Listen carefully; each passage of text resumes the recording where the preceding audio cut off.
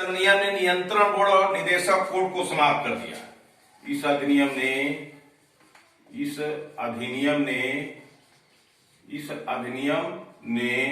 नियंत्रण बोर्ड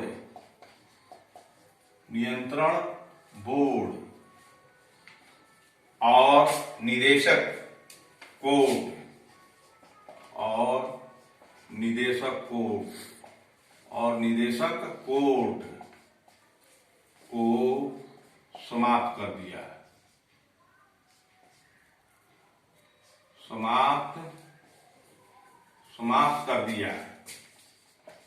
समाप्त कर दिया और भारत में शासन की द्वैध प्रणाली भी चली गई और भारत में शासन की द्वैध प्रणाली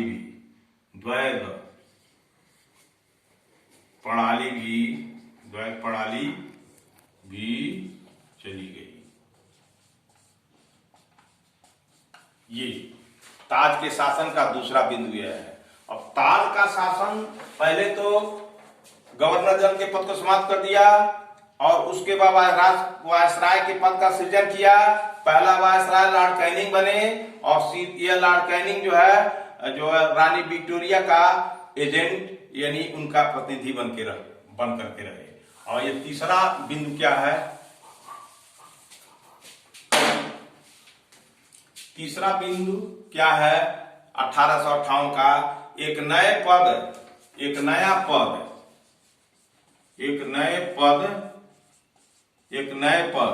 जिसका नाम भारत सचिव था, राज्य सचिव, जिसका नाम भारत में राज्य सचिव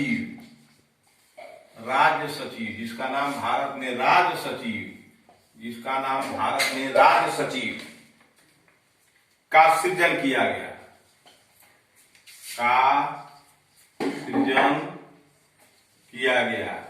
राज्य सचिव का सृजन किया, जिसमें भारत पर नियंत्रण करने की सीधे शक्ति नहीं थी, जिसमें भारत पर नियंत्रण करने की सीधे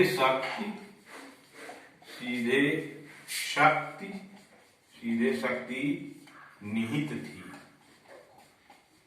निहित थी। ये 1858 के अधिनियम की खास बात थी। किंतु ये राज्य सचिव की सहायता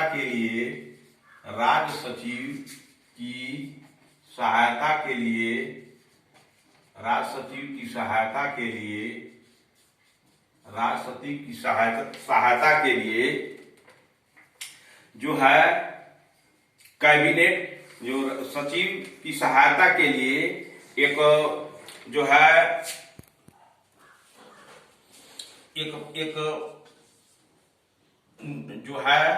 सदस्यी मंडल, एक 15 सदस्यी मंडल, 15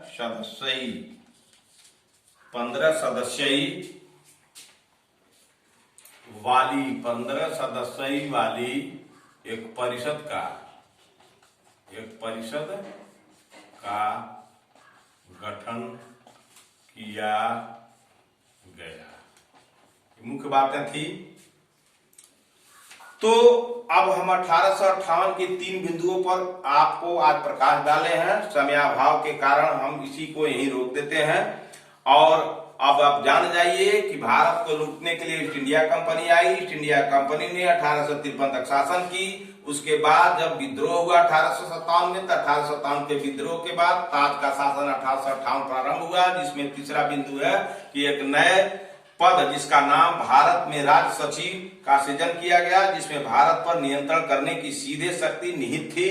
राज्य सचिव की सहायता के लिए एक परिषद, 15 सदस्यी वाली एक परिषद का गठन किया गया और जो है यही परिषद उस सचिव की मदद, राज्य सचिव की मदद करते थे। और ये सचिव ब्रिटिश सरकार के संसद के प्रति उत्तरदायी होता था, यानी रानी विक्टोरिया के प्रति व्यवहारिक रूप से उत्तरदायी होता था। अब हम अगले वीडियो में इनकी 2 बिंदुओं पर प्रकाश डालेंगे, तब हम चलेंगे 1858 के बाद नेक्स्ट वीडियो पर।